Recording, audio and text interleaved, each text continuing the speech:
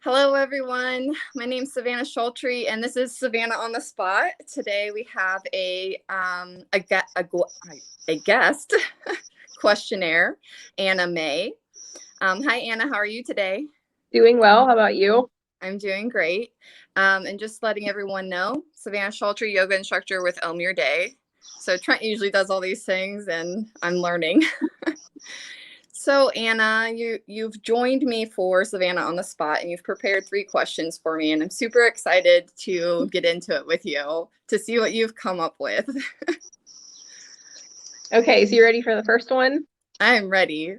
All right, I think this one is a pretty easy one. Have you read any good books this summer? Oh, read any good books? Oh my gosh. I actually have read quite a few books this year. But I'll just share the one that I'm in the middle of, which is called A River Runs Through It, which is really funny because it's right here. I don't know how this camera works. So I originally saw the movie. It has Brad Pitt in it. It's, I don't know, from the 90s. I don't know if you've ever seen it. I haven't seen it, but I've heard of it. You actually probably would like it because they do fly fishing. I know that you're a fisherwoman. I do like to fish. I don't know if I'd call myself a fisherwoman. That might be an insult to the true fishermen out there, but I do enjoy it at least. Well, I think that's what it's all about. But this is a really great book so far. I haven't finished it. It takes place in Montana, and it's about 2 brothers, and they fly fish. And I don't really fish, but I love nature, so I thought it would be a nice kind of like relaxing read.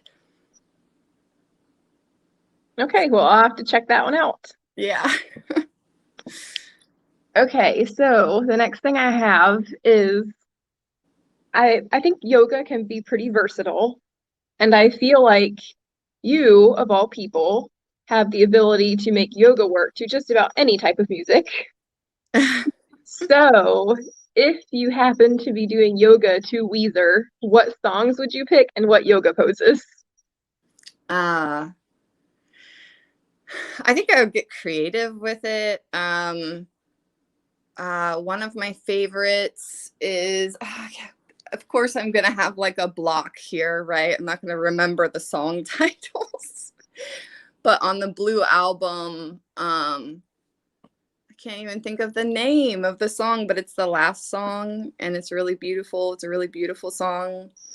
Um, and then I don't know. I think just being random, just kind of like feeling out the flow of the song and kind of just like moving your body to it. I know you're a dancer, and so I don't know if you ever got into like much improv dancing. I did, but it honestly wasn't my favorite. I I like think things that's that are structured. yeah. I mean, I think that once you know the structure of things, like, with ballet, the structure of ballet, then it makes it easier for you to be able to improv, I think, because you have that foundation. So I can't think, maybe it's only in dreams. Somebody's going to have to comment and school me on my own favorite band because I can't think of what the last song on the Blue album is, but I kind of think it's Only in Dreams, which is a really, really beautiful song. So. So then you don't really know what poses you would do. You just kind of make it up as you go. I would wing it. Okay, well, I guess the next one I'm going to have to try to have a longer answer for. So you have this great video out about responding versus reacting. And that when I was watching that video, you referenced if you stub your toe, and that made me think of something that I saw from a stand-up comedian recently. And he was talking about how traffic brings up the worst in people. And I was thinking about when I'm in traffic and someone cuts you off in traffic, I think that tends to bring out the worst in people, especially if there's absolutely nobody behind you and you're like, what are you doing, bro? Why couldn't you wait 2 seconds? I mean, obviously, you're not in that big of a hurry if you can't drive the speed limit, so why couldn't you wait for me to go first? Yeah. Or when they pull out in front of you and they drive to the next intersection and then turn off, and of course, never get to the speed limit, which I don't know why people do that. But anyway, it reminded me of getting cut off in traffic. and how sometimes you can do what I just did. Like, what are you doing, bro? Why couldn't you just wait for me to go? But then there was, well, this one time a couple years ago, I had just bought a new car and it has adaptive cruise control on it. And I was on the interstate and I had the cruise control set, and someone cut me off on the interstate and my car automatically slowed me down. And I was just like, that is so cool. Where has this been my whole life? And I was wondering where those different reactions, for lack of a better term, where would those fit into the reacting versus responding spectrum? With your car or with driving? With being cut off in traffic and the different Yeah. ways that you can process that. Well, I think like my first thought was that when we're alone, take for instance, you're in your car by yourself and if you're in your home and you stub your toe, no one's around. A lot of times we hold other people responsible to keep us accountable. That's why people buy like gym memberships and things, is because that purchase makes them accountable. Not always. I mean, it doesn't always work. So if you think about like being in the car with your kids and like how you would respond, like would you respond the same? Maybe, but maybe not. Or if your grandma's in the car, you're probably not going to drop the F-bomb unless like your grandma's okay with that, I guess. But Mine would not be, for the record. right. And so you censor yourself, right?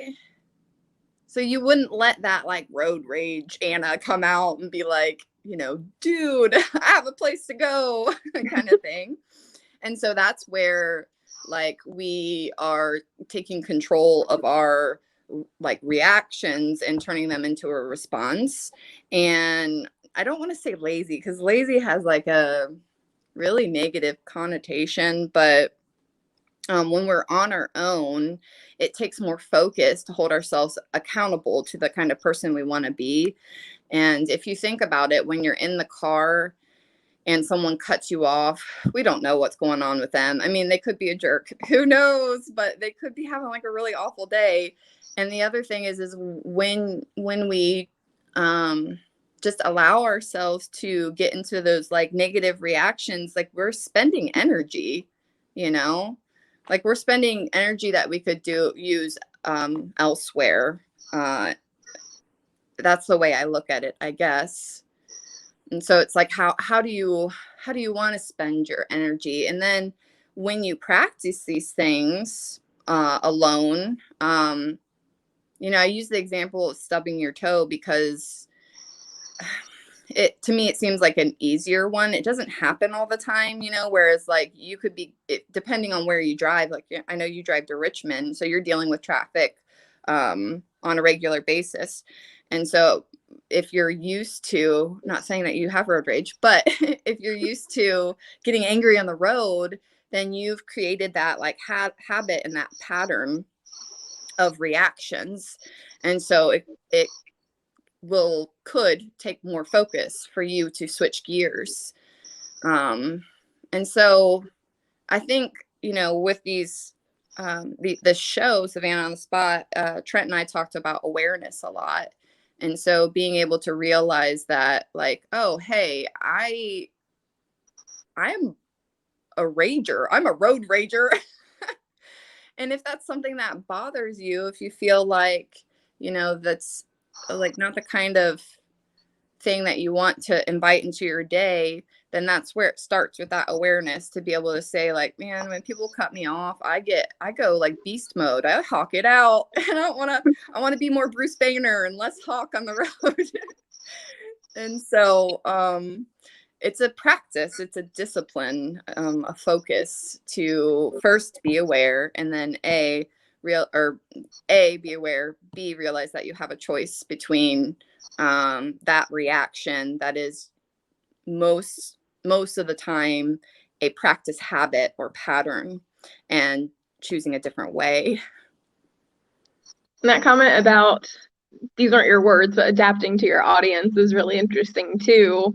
Like you were saying, if my kids are in the car, it's not even just I'm less likely to react to being cut off.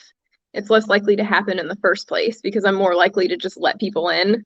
Yeah. And like the girls and I were just on this long road trip, and I would see people who wanted in, like people who were trying to merge onto the interstate, and I would always either get over or slow down so they could merge more easily. And every time I did it, I kept saying, "I got you, boo." And my kids eventually are like, "Why do you keep saying that?" And I was just like, "Well, because I hate driving and I'm just trying to make the best of it. I'm having fun with it wherever I can." Yeah. See, and I don't know.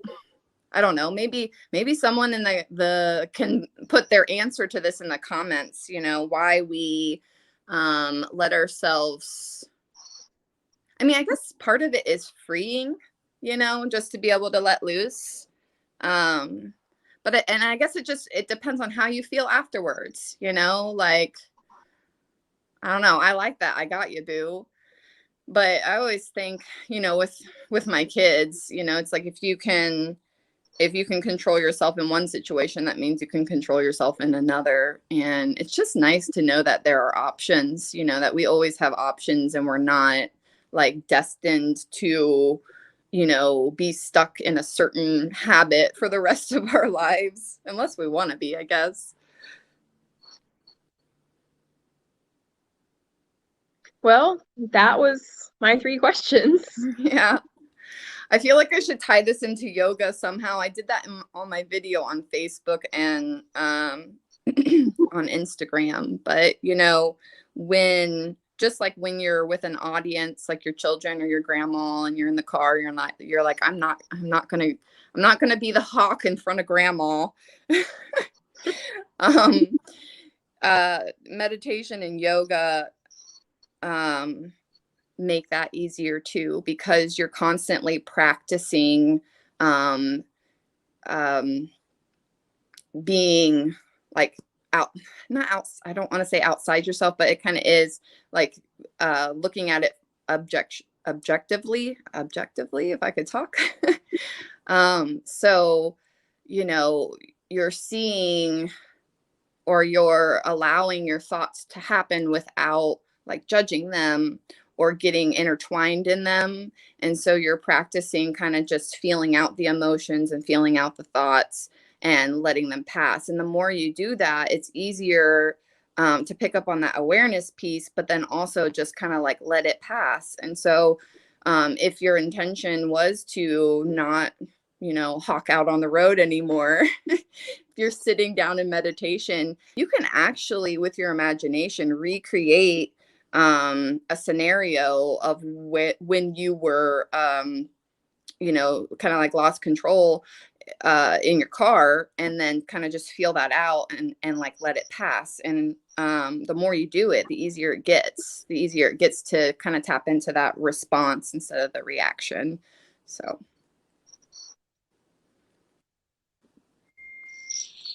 anyway. All right. Well, Anna, this was really fun. I like having guests. I mean, not that I have anything against Trent, but I always like engaging with you. I feel like we always have a good time. And so thank you for being my guest today. Your questions were great and you put me on the spot and it was fun. Well, thank you for asking me. This was fun. Yeah. Well, I hope you have a great day, great rest of your day. You too. All right. See you later.